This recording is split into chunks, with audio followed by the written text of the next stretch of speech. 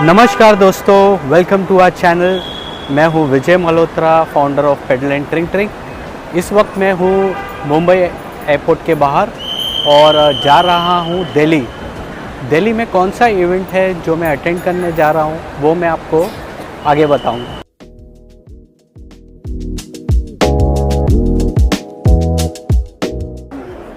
मुझे समझ नहीं आता एयरपोर्ट पे सब कुछ इतना महंगा क्यों है।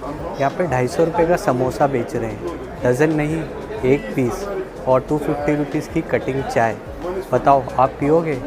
और मैं सोच रहा हूँ ब्लॉगिंग का काम छोड़ के यहाँ पे एक चाय की स्टॉल खोल लूँ। आपकी क्या राय है?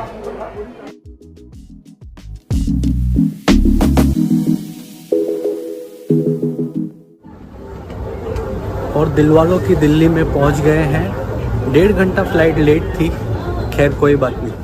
So this is my room, Iris Park Hotel.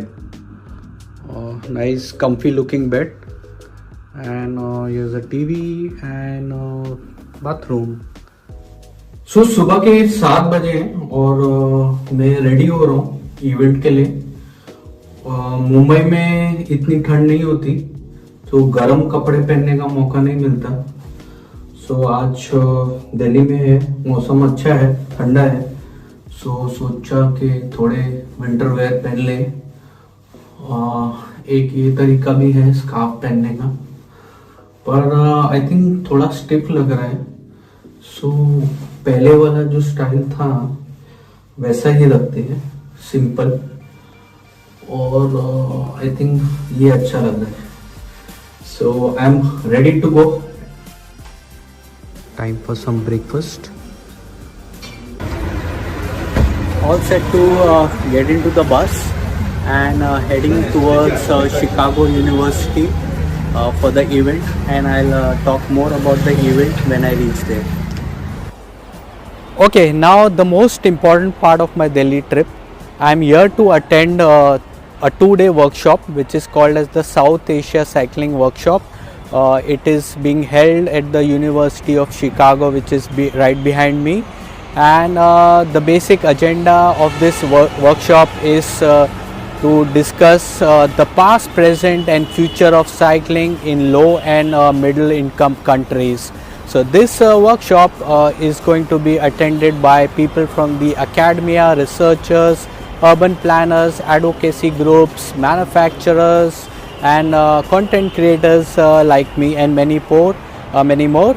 And there will be discussions amongst the panel, and which will revolve around infrastructure design, community and gender inclusivity, diversity, manufacturing, e-bikes, etc. So now today is the day 1 of this South Asia Cycles workshop.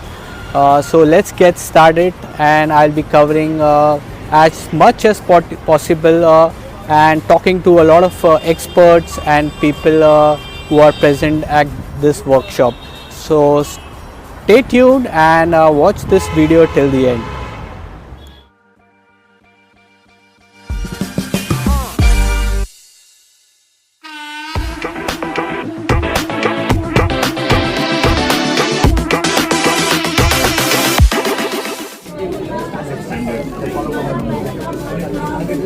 Poster exhibition.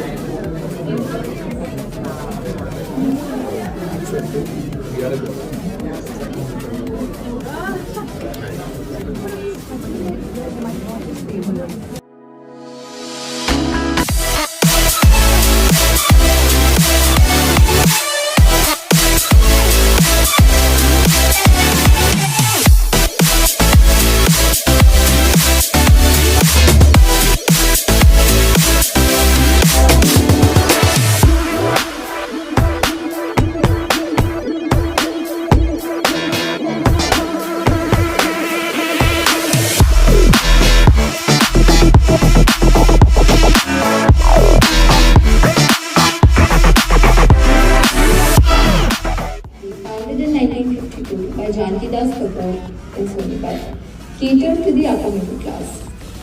It thrived as policies encouraged industrialization. Many from small towns moved to Sonipat for work, creating a new urban culture. Pratap Chand Sharma, now 92, recalls Atlas started. Hi, I'm Rahul Goyal. I'm an assistant professor at Transportation Research and Injury Prevention Center at Indian Institute of Technology, Delhi. I'm a transportation researcher. I look at traffic safety and I specifically look at bicycling, who bicycles in India and what we need to do to encourage bicycling at a large scale across India.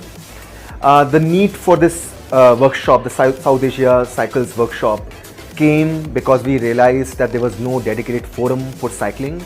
The conferences the transportation conferences did not have enough representation of cycling. There's a lot of cycling conferences that happen in Europe, in other parts of the world, but they have poor representation of South Asia. And we wanted to have a workshop where we can bring in people from multiple disciplines, anthropologists, advocacy groups, researchers, academics, policymakers, and whoever is looking at cycling from their own angle, bring them to this single forum, have discussions.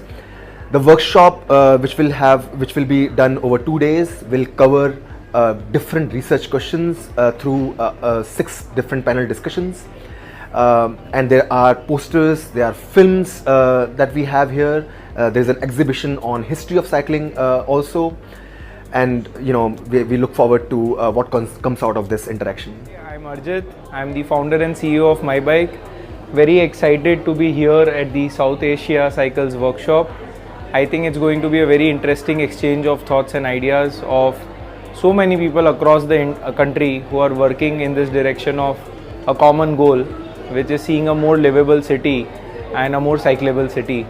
So looking forward to it, looking forward to exchange of ideas. So today I'm on the panel. I'm going to share my experience as a public bike share operator, and especially I'm going to share my experience with respect to electric cycles and its future. Through the course of MyBike, we have built 2 electric bicycles from the ground, and based on the insights that we have got from users, I think there's a lot of learnings that I would be happy to share with the forum. So really excited to being on the panel and sharing my learnings out of it. Historian David Arnold's work. He has a very popular work called Everyday Technology in Vietnam and India, where he looks at the arrival of the typewriter, the sewing machine and the bicycle in these countries in the 19th and 20th centuries. But what really got my ear and making this workshop possible is an interest in bicycling as a public health intervention that should be equitable and sustainable. The workshop is funded by Wellcome Trust's Pathways to Equitable and Healthy Cities project and the University of Chicago's Susan and Richard Giffard Center for Global Health and Social Development. In places like India, much more than health and sustainability. Anybody cycles in our cities. And the video was very funny. I was being interviewed in the video, and behind me, a whole host of cyclists are passing through. And all these people traveling to work every day. Look at this. Bicycle distribution scheme. There's no doubt about good health and well-being that comes from physical activity. Decent work and economic growth. Hi, I'm Vijay. Okay, I have an observation that there are millions of deliveries that take place in an hour, in a day across India, and those involved are app businesses, and there are small and medium enterprises businesses, and a large part of that section involves gig workers. And this is comprises of cycle logistics, and this is largely an untapped and overlooked area. And what happens is these gig workers end up carrying cylinders and heavy load material on their typical routes, the bicycles, and which puts a lot of pressure on their physical and has a lot of long-term impacts on their mental well-being also. At the same time, it poses a lot of safety concerns for themselves, at the same time other road users, and eventually to some extent it also brings down the aesthetics of the urban environment. So I believe that cycle logistics should be given importance, and at the moment the e-bikes which are being designed, they are like half-hearted attempts minor tweaking of rear carriers and installing a front basket, and many players are loosely claiming that they are the cargo bikes. Eventually they are not actually the cargo bikes. So I think that that is an area, cargo bikes and cycle logistics, that should be considered and by all the manufacturers. So if you have a take on it, I'll be happy to know about it. That 50% of the country still don't have access to motorized mobility. So the e-cycles potential is very big. And apart from the business side, I think we need it to just for the carbon emissions. Like, I don't know about you, but I am coughing since more than a month now because of the pollution in Delhi and everything. Taking Allegra in the morning, another medicine in the evening, and still it's bad. So I think it's very obvious in countries like US, European nations, e-cycles have played a huge role in reducing emissions. So I think it will help. Delhi over time, and what has been the impact of bicycle distribution schemes on cycling. So if you're interested, do visit our poster, a silent revolution, rapid rise of cycling to school in India. Thank you. Thank you, Sister. Architecture, New Delhi, and the poster that we're presenting with two more authors, Nisar Khan, Professor Nisar Khan and Professor Yanazia. It's a part of a project that we did. In South Asia, we use cultural history, and also in Nepal, we do have some policies that mention cycling. For example, the National Transport Policy, which is actually more than... Hi, my name is Dr. Ernest Ajaman. I'm a senior lecturer at the University of Ghana in the capital city of Accra of Ghana.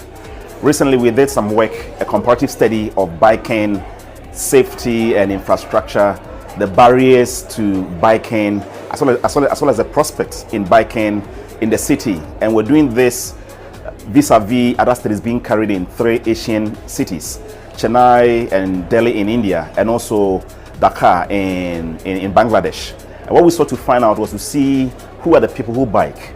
And in terms of that, the feedback that we saw is that most of them were, the majority were males. There are actually no females who were biking, especially when it comes to biking for economic activities, those who bike to work. Most of them these are low-income earners, they stay in the peripheries and they travel to the city center to earn a living. But in terms of leisure cycling, those who bike for pleasure, for recreation, typically on weekends, Saturdays and Sundays, there are a few women that we also notice in that. The number of barriers that may account for this, including the culture of cycling, which is usually associated with poverty. So usually it's the low-income earners who are typically riding bicycles. But primarily when it comes to middle class, upper class, these are car users. And so in terms of the policy, there doesn't seem to be any interest among the political actors, among the policymakers, among our engineers to look at creating an enabling, friendly environment for cyclists. And that has been the bane to our development. I'm not sure what do I need to say against this question. I mean, it's pretty obvious that e-bikes are sustainable. I think just to talk some numbers, a typical CO2 per kilometer of a car is somewhere around 270. Whereas in case of an e-bike it's 10-15. Sure, a pedal bike is more eco-friendly, but then how many people are actually going to get to convert from a car to a pedal bike? I think the chances of getting them to e-bike are far more. So the impact that an e-bike brings in compared to a pedal bike is far more. In terms of, I guess there's another question that, what do you do about the battery? How sustainable is that? For now, I'll say that an e-bike probably needs a 1.5 kWh battery pack to get a 150 km range. A typical electric scooter today needs 5 kWh battery pack to get that kind of range, and a car needs somewhere around 24 kWh of battery pack to get that kind of a range. So, I mean, for me, I think an e-bike makes a lot of sense in terms of sustainability versus electric cars and electric scooters. I also feel that the challenge going forward as the world moves more and more towards automation is that our lifestyles are going to become more and more sedentary. And so what we need to look at is not just electric mobility, but electric active mobility. Electric mobility is a fad. It's just another fuel, right? What is going to get people hooked up and retained while doing this shift is this active mobility part of it. And more than anything else, e-bike is fun.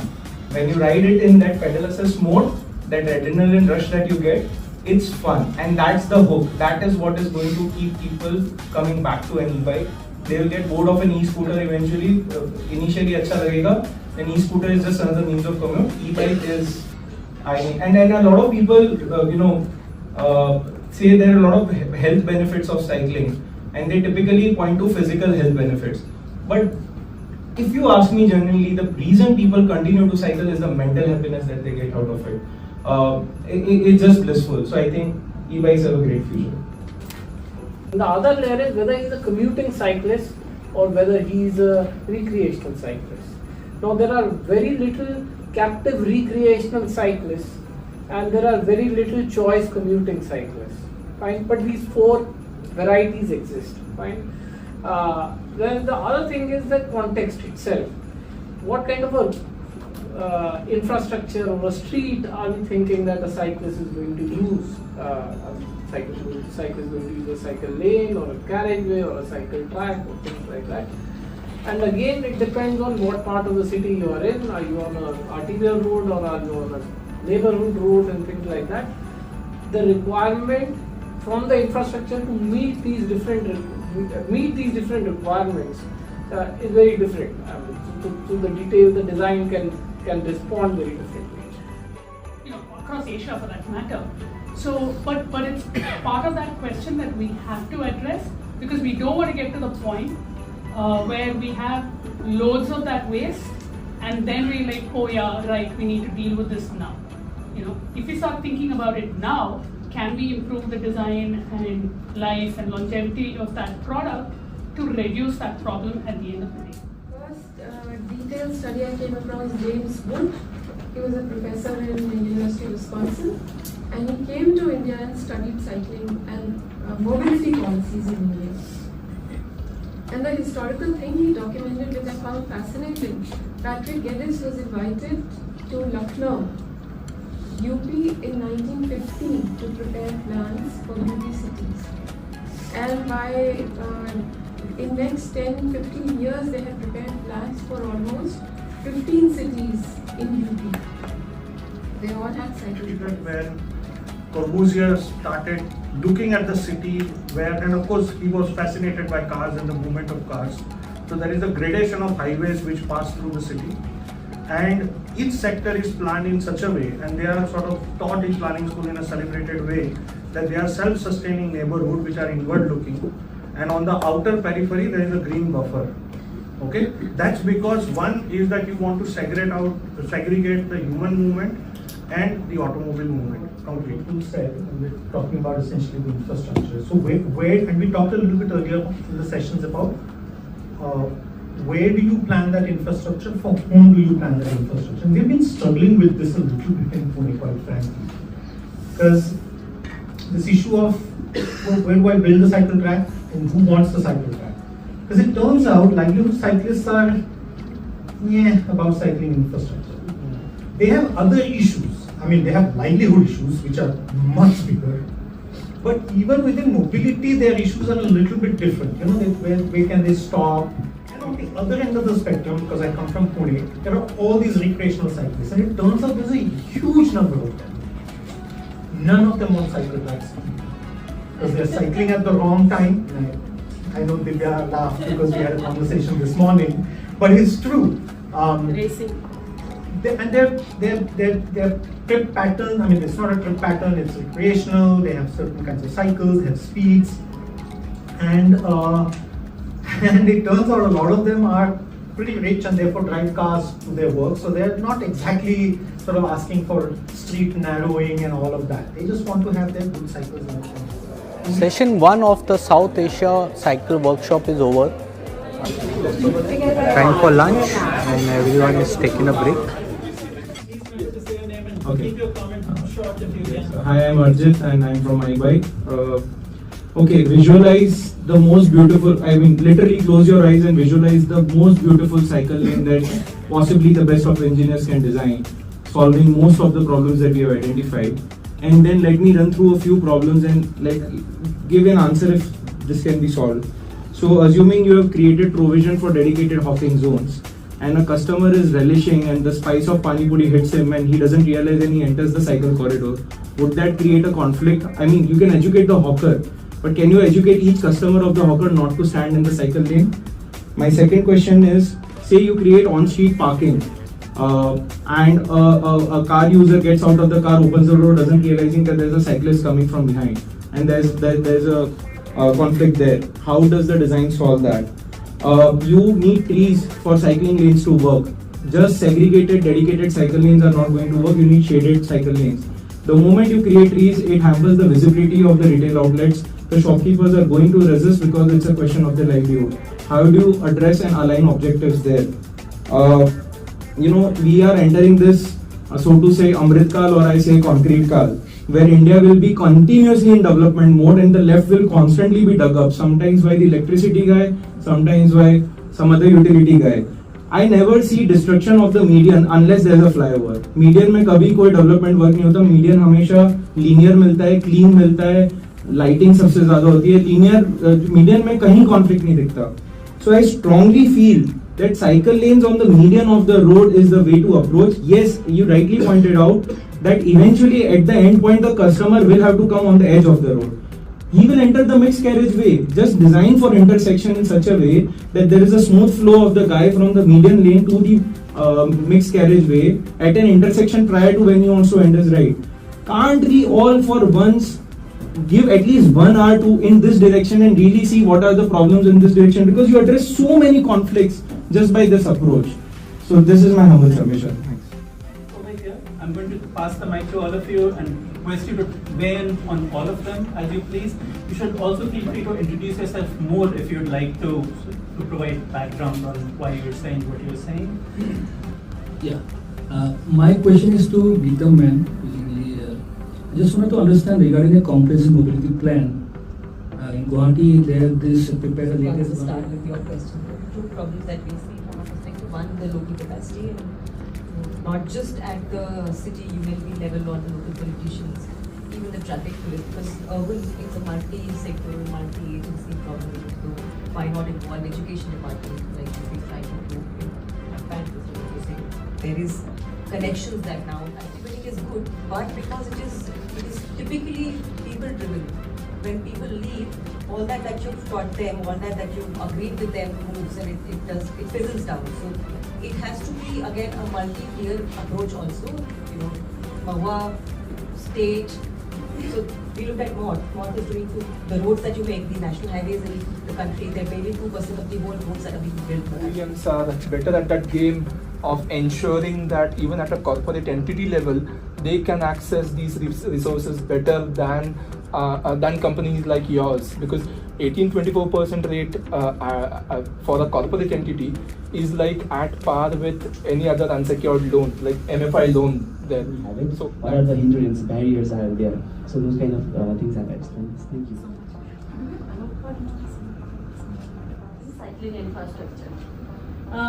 Second, when we are talking about challenges in infrastructure, I think the basic challenge in infrastructure is there is no willingness to develop infrastructure. Like we are discussing over lunch also. It's just a push from people like this, people here in the room, where we are seeing some pilots in the city. And it's such a people-driven thing. One officers will come and that person will say, okay, we need cycling infrastructure. He will do 3-4 cycling trips with you and all that. But after that, it's gone. Putting our efforts on the policy side at the central level, very well realizing that the end execution lies, in fact, not with the state, it's with the municipal corporations.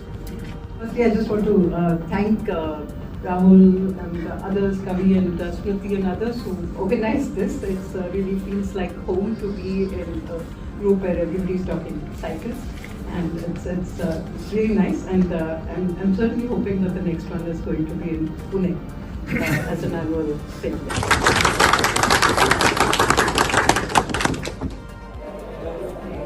It's the end of day one of the South Asia Cycling Conference, and it was a fantastic event. A lot of discussions, insights and ideas exchanged through various panels, and we are now heading for a dinner, and I'll keep you updated with all the lineup of tomorrow, that is day 2 at the Chicago University Center.